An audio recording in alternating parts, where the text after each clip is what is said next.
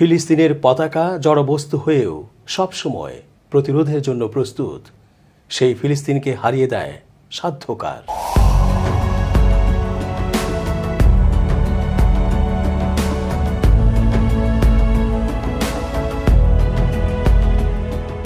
আসসালামু আলাইকুম সুপ্রিয় দর্শক, শুভেচ্ছা রইল। এস জে রতন স্বাগত জানাচ্ছি চেঞ্জ টিভি আন্তর্জাতিক চোখ অনুষ্ঠানে।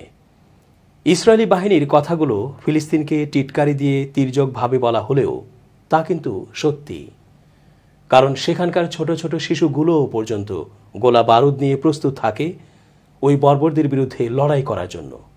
ফলে গাজাবাসীর পরিবেশ প্রতিবেশে থাকা প্রত্যেকটি প্রাণ, জীব, জড়ো ওই পাষণ্ড ইসরায়েলিদের বিরুদ্ধে লড়তে সদা প্রস্তুত থাকে।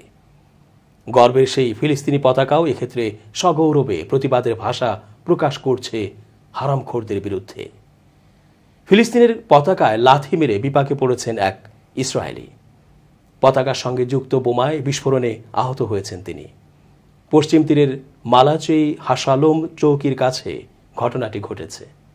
এই ঘটনার একটি ভিডিওতে দেখা গেছে পশ্চিম তীরে একটি রাস্তার ধারে খোলা স্থানে উড়ছে ফিলিস্তিনের একটি পতাকা। ওই রাস্তা দিয়ে যাওয়ার সময় গাড়ি থামিয়ে নামেন এক ইসরায়েলি। পরে তিনি পতাকাটির দিকে হেঁটে গিয়ে সেটিতে লাথি দেন। সঙ্গে সঙ্গে পতাকার সঙ্গে যুক্ত বোমার বিস্ফোরণ ঘটে। এতে আহত হন ওই ব্যক্তি। ইসরায়েলের গণমাধ্যম হারেজ ওই ভিডিও এক্সে প্রকাশ করেছে। তাতে অনেকেই ওই ইসরায়েলের সমালোচনা করে মন্তব্য করেছেন। একজন লিখেছেন, ফিলিস্তিনের এই পতাকা কেন আপনার কাছে ভীতিকর মনে হলো? আরেকজন লিখেছেন, উচিত কর্মফল পেয়েছেন ওই ব্যক্তি। গত বছরের 7 অক্টোবর ইসরায়েলে ঢুকে হামলা চালায় ফিলিস্তিনের স্বাধীনতাকামী গোষ্ঠী হামাস। সেদিন থেকেই ফিলিস্তিনের গাজায় নির্বিচার হামলা চালিয়ে যাচ্ছে ইসরায়েলি বাহিনী। গাজার স্বাস্থ্য মন্ত্রণালয়ের দেওয়া হিসাব অনুযায়ী গত 6 মাসের বেশি সময়ে ইসরায়েলের হামলায় উপত্যকাটিতে 20 এপ্রিল পর্যন্ত অন্তত 34,097 জন নিহত হয়েছেন। আহত হয়েছেন প্রায় 77,000। গাজায় ইসরায়েলের এই অভিযানে সমর্থন রয়েছে দেশটির বহু নাগরিকের। এদিকে গাজার পাশাপাশি পশ্চিম তীরেও নিয়মিত হামলা চালাচ্ছেন ইসরায়েলি সেনা ও অবৈধ বসতি স্থাপনকারীরা। 7 অক্টোবর থেকে সেখানে হামলায় নিহত হয়েছেন 485 জন, আহত 4,800 জনের বেশি। এছাড়া এ সময়ে পশ্চিম তীর থেকে বহু ফিলিস্তিনিকে আটক করা হয়েছে।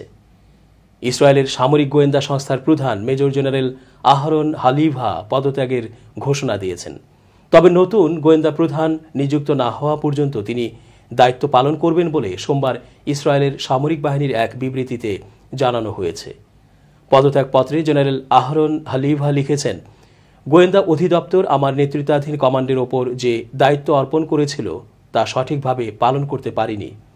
সেই কালো দিনের ব্যর্থতার দায় আমি নিচ্ছি। আমি চিরদিন এই যুদ্ধের ভয়ঙ্কর যন্ত্রণা বহন করব।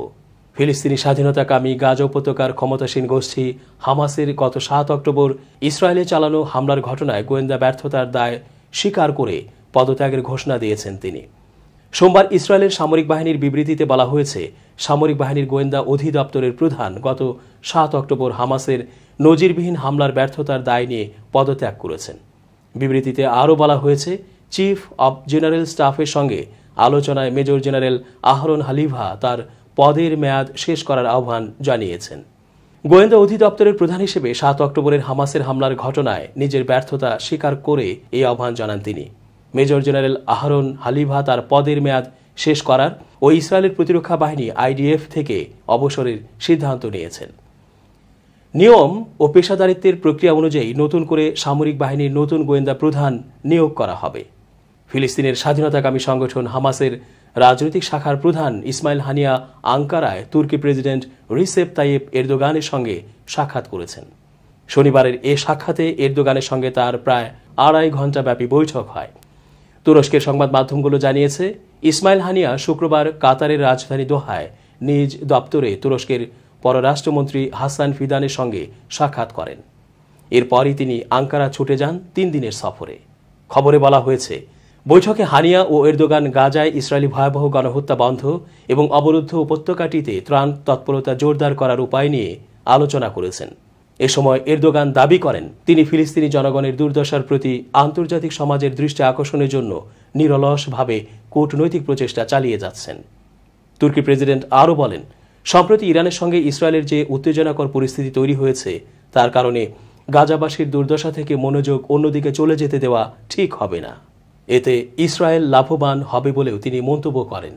বার্তা সংস্থা রয়টার্স জানিয়েছে, গাজায় ইসরায়েলি আগ্রাসন শুরুর পর এটাই হানিয়ার প্রথম আঙ্কারা সফর এবং তুর্কি নেতার সঙ্গে সরাসরি বৈঠক। এ সময় উভয় নেতা আঞ্চলিক শান্তি ও স্থিতিশীলতা নিয়েও আলোচনা করেন। ফিলিস্তিনের স্বাধীনতাকামী সংগঠন হামাসের নেতা ইসমাইল হানিয়ার সঙ্গে বৈঠক করায় তুরস্কের প্রেসিডেন্ট রিসেপ তাইয়েপ এরদোগানকে আক্রমণ করে টুইট করেছেন ইসরায়েলের পররাষ্ট্রমন্ত্রী ইসরায়েল কাটজ। হানিয়ার সঙ্গে তুর্কি প্রেসিডেন্টের বৈঠক নিয়ে নিজের এক্স সাবেক টুইটারে একটি পোস্ট দিয়েছেন ইসরায়েল কাটজ। পোস্টে হানিয়া এরদোগানের বৈঠকের একটি ছবি যুক্ত করেছেন। ছবিতে দুই নেতাকে হাত মোলাকাত করতে দেখা যায়। ইসরায়েল কাটজ তার পোস্টের একটি অংশে লিখেছেন, রিসেপ তাইয়েপ এরদোগান, আপনার লজ্জা হওয়া উচিত। লেবাননের সশস্ত্র গোষ্ঠী হিজবুল্লাহর ড্রোন হামলায় আহত ইসরায়েলের এক সেনা কর্মকর্তা রোববার মারা গেছেন। তার নাম মেজর ডর জিমেল 27। সংরক্ষিত সেনা সদস্য হিসেবে তিনি ইসরায়েলের সামরিক বাহিনীতে দায়িত্ব পালন করছিলেন। 17 এপ্রিল ইসরায়েলের উত্তরাঞ্চলের সীমান্তবর্তী আরব আল আরামশে এলাকায় ক্ষেপণাস্ত্র ও ড্রোন হামলা হয়। ওই হামলায় ডর জিমেল ছাড়াও আরও 13 সেনা সদস্য ও 4 বেসামরিক মানুষ আহত হন। হামলার পর এর দায় স্বীকার করে হিজবুল্লাহ। মেজর ডর জিমেল ইসরায়েলি সামরিক বাহিনীর ইতজিওনি ব্রিগেডের ডেপুটি কোম্পানি কমান্ডার ছিলেন।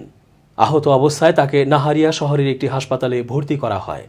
ওই হাসপাতাল কর্তৃপক্ষ জানিয়েছে, জিমেল মস্তিষ্কে গুরুতর আঘাত পেয়েছিলেন। তার অবস্থা আশঙ্কাজনক ছিল। রোববার তাকে মৃত ঘোষণা করেন চিকিৎসকরা। এদিকে 17 এপ্রিলের ওই হামলার জবাবে উত্তর পূর্ব লেবাননের বালবেক শহরে হিজবুল্লাহর আকাশ প্রতিরক্ষা ব্যবস্থা লক্ষ্য করে বিমান হামলা চালায় ইসরায়েল। এছাড়া রোববার দক্ষিণ লেবাননের 2টি ভবনে হামলা চালিয়েছে ইসরায়েলি যুদ্ধ বিমান। ওই ভবনের সঙ্গে হিজবুল্লাহর সংশ্লিষ্টতা রয়েছে বলে দাবি ইসরায়েলের। যুদ্ধ শেষ হওয়ার পর ইসরায়েল নয়, ফিলিস্তিনিরাই করবে গাজা শাসন।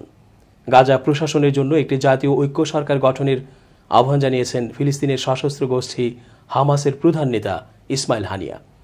শনিবার তুরস্কে আনাদোলুর সঙ্গে সাক্ষাৎকারে তিনি এসব কথা বলেন। ইসমাইল হানিয়া বলেন, হামাস গাজায় একমাত্র কর্তৃত্বের ওপর জোর দিচ্ছে না। আমরা ফিলিস্তিনের অংশ। আমরা সবাই মিলে একটি জাতীয় ঐক্য সরকার প্রতিষ্ঠা করতে পারি এবং গাজার প্রশাসনের বিষয়ে একমত হতে পারি। হামাস প্রধান বলেন, আমরা ফিলিস্তিনের গাজা, পশ্চিম তীর এবং ফিলিস্তিনের যে কোনো ভূখণ্ড যেই পরিস্থিতি হোক না কেন দখলদার বা অন্য কারও দ্বারা নিয়ন্ত্রিত হতে দেব না। তিনি বলেন, হামাস ফিলিস্তিনের অভ্যন্তরীণ রাজনীতি নিয়ন্ত্রণের জন্য 2টি বিষয় নিয়ে আলোচনার আহ্বান জানিয়েছে। প্রথমটি হচ্ছে প্যালেস্টাইন লিবারেশন অর্গানাইজেশনের অর্থাৎ PLO এর পুনর্গঠন করব, যা সব ফিলিস্তিনি গোষ্ঠীকে অন্তর্ভুক্ত করে। দ্বিতীয়টি হচ্ছে একটি জাতীয় সরকার প্রতিষ্ঠা করা, যারা গাজার পুনর্গঠন করবে, পশ্চিম তীর এবং গাজাবাসীকে এক ছাদের নিচে একীভূত করবে। এছাড়া রাষ্ট্রপতি, আইনসভা এবং জাতীয় কাউন্সিল নির্বাচনের আয়োজন নিশ্চিত করবে। 2007 সাল থেকে গাজা শাসন করে আসছে হামাস। দর্শক, আজ এ পর্যন্তই। আল্লাহ পাক আমাদের সকলকে ভালো রাখুন।